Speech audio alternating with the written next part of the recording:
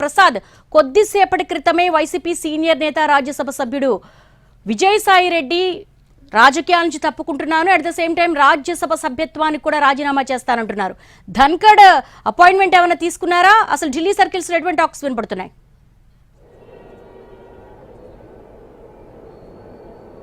రేపు స్వయంగా వ్యక్తిగతంగా కలిసి ఉపరాష్ట్రపతి రాజ్యసభ చైర్మన్ ధన్కర్ని కలిసి తన రాజీనామా పత్రాన్ని సమర్పించబోతున్నారు.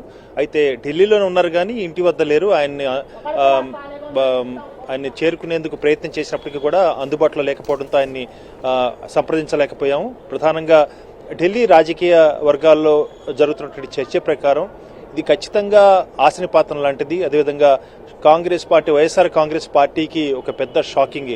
ప్రతి ఒక్క కార్యకర్త కింది స్థాయి నుంచి పై స్థాయి వరకు కూడా విజయసాయిరెడ్డి రాజీనామాను ఒక కరెంట్ షాక్ లాగా తీసుకున్నారు. ఇదేంటి ఇలా జరిగిందని. ప్రధానంగా ఇది ఇప్పటి నిర్ణయం అయినప్పటికీ కూడా దీనికి ప్రధానంగా గ్రౌండ్ ప్రిపేర్ అయింది మాత్రం ఎన్నికల ముందే. ఎన్నికల ముందు నుంచి కూడా ఆయన తన నాయకత్వానికి అనేక అంశాల్లో అనేక సందర్భాల్లో చొరవ చూసుకొని కొన్ని సందర్భాల్లో కొన్ని సూచనలు చేసినప్పటికీ కూడా అవి అమలు కాలేకపోవడంతో దాన్ని ఆచరించేందుకు ఏమాత్రం కూడా నాయకత్వం సంసిద్ధత లేకపోవడంతోనే కొంత అసంతృప్తి గొలైంది. అయితే గత ఎన్నికల్లో ఓటమి కూడా పూర్తి స్థాయిలో ఆయన కుంగతీసింది. ఇలాంటి ఘోర పరాజయం ఉంటుందని ఆయన ఊహించడం కూడా లేదు. ఖచ్చితంగా ఇది ఆశనిపాతం లాంటిదే. ఒక రకంగా చూసినట్లయితే ఇది అసంతృప్తికి, అంటే పార్టీలో నాయకత్వం పట్ల అసంతృప్తికి ఒక పరాకాష్ఠగా చూడటానికి ఆస్కారం ఉంది. ఇది ఖచ్చితంగా పార్టీ పై తీవ్ర ప్రభావాన్ని చూపించే ఆస్కారం ఉంది. అదేవిధంగా అనేక సందర్భాల్లో నాయకత్వం ఏమాత్రం కూడా ఇతర నాయకుల చెప్పే సూచనలు కానీ సలహాలు కానీ ఏమాత్రం కూడా పాటించలేకపోయారన్న ఒక అభిప్రాయం కూడా ఆయనలో గూడు కట్టుకుని పోయింది. అదేవిధంగా ఆయన రాజకీయ ప్రత్యర్థిగా ఉన్నటువంటి తెలుగుదేశం పార్టీ జాతీయ అధ్యక్షుడు ప్రస్తుత ముఖ్యమంత్రి ఎన్ చంద్రబాబు నాయుడుపై ఒక యుద్ధాన్నే ప్రకటించారు. ఆయన ట్వీట్ల మీద ట్వీట్లు అనేక సందర్భాల్లో ప్రతి విషయంలోనూ ఆయన చీల్చి చెండాడాడు విమర్శలతో.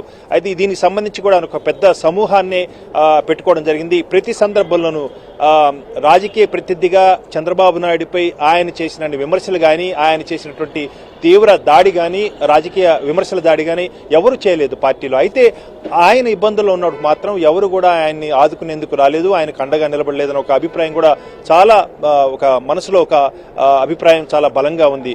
అయితే ఇది ఆయనకున్నటువంటి ఆవేదన, అదేవిధంగా పార్టీ పట్ల నిబద్ధత, నాయకత్వం పట్ల ప్రేమ, ఆ కుటుంబం పట్ల ఒక అనురాగం, అదేవిధంగా అనేక సందర్భాల్లో ఆయన రాజశేఖర రెడ్డి పట్ల చూపించినటువంటి విధేయత ఇవన్నీ ఉన్నాయి. అయితే ఇదే సందర్భంలో ఎక్కడో ఆవేదన కూడా ఉంది, అసంతృప్తి, అసహనము, ఏం చేయలేని పరిస్థితి, ఇది ఇక ఏమి చేయలేకుండా పోయాను అన్న ఒక నిస్సత్తువ ఆయనలో పేర్కొని పోయి ఆ మేరకు ఈ రాజకీయాల నుంచి విరమించుకోవాలనే ఒక నిర్ణయానికి, కఠోర నిర్ణయం ఇది. ఖచ్చితంగా ఈ మధ్య కాలంలోనే మాట్లాడుతూ ఛానల్ పెట్టాలి, అదేవిధంగా రాజకీయంగా మరింత యాక్టివ్ కాబోతున్న అంశాన్ని ఆయన చెబుతూనే ఉన్నప్పటికీ కూడా ఈ రకంగా రాజకీయాల నుంచే పూర్తిగా తప్పుకోవటం, అదేవిధంగా ఇక వ్యవసాయమైన తదుపరి దినచర్య అని చెప్పడంలో ఉన్నటువంటి అంతర్మథనం ఆయన ఎంతో శోధించింది. ఈ రకంగా అర్థాంతరంగా రాజకీయాల నుంచి తప్పుకుంటున్నప్పటికీ కూడా ఆయన పార్టీలో చాలా ప్రధానమైనటువంటి నాయకుడిగా ఉన్నాడు కాబట్టి ఆయన తప్పుకోవటం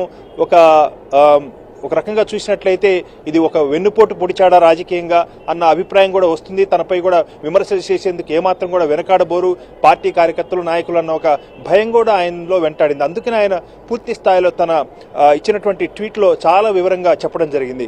ఇది కుటుంబానికి తన విధేయతను ప్రకటిస్తూనే ఒక రకంగా రాజకీయంగా తాను ఇక నుంచి తప్పుకుంటున్నాను, అదేవిధంగా ఇక తన దినచర్య వ్యవసాయం అంటూ కూడా చాలా స్పష్టంగా చెప్పడంతో చాలా స్పష్టంగా ఆయనకున్నటువంటి అభిప్రాయం వెల్లడైంది. ఈ రకంగా రేపు స్వయంగా ఉపరాష్ట్రపతి రాజ్యసభ చైర్మన్ ధన్కర్ని కలిసి తన రాజీనామా పత్రాన్ని సమర్పించబోతున్నారు.